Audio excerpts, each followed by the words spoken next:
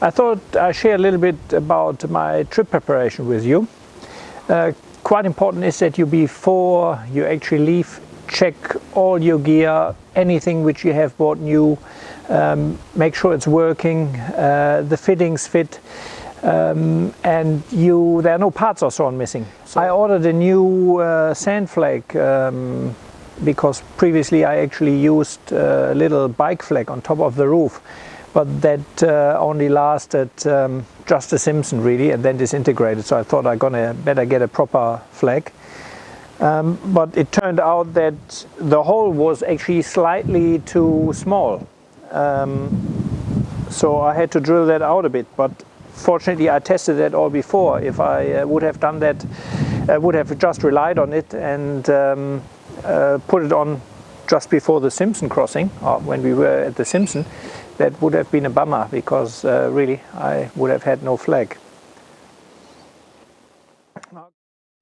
Your winch is also quite important. Make sure that that is working, especially if you haven't used it in a while. I also just did a tire rotation before the trip that was due, and the balancing.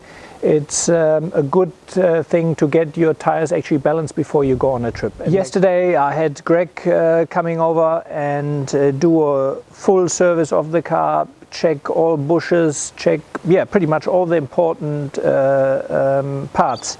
That doesn't mean nothing can go wrong, but the worst thing on the trip really is stuff to go wrong because someone didn't do their service properly or didn't do their pre-trip inspection.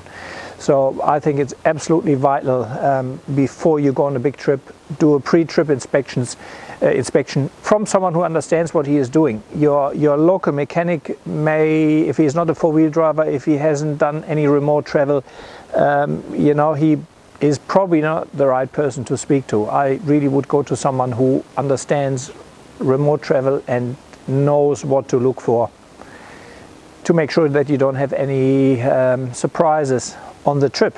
It is also good to check your bolts and so on.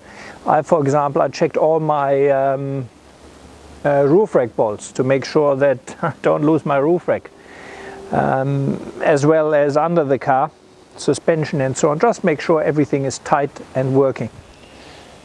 One other thing sometimes forgotten is your drive shafts, especially if you have, like me, a reasonable lift.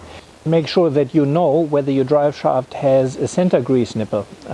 I, for example, have an inverted center grease nipple, which needs a needle to pretty much fill them up. So if you don't know that and you don't grease them, that they will fail at some stage. So quite important.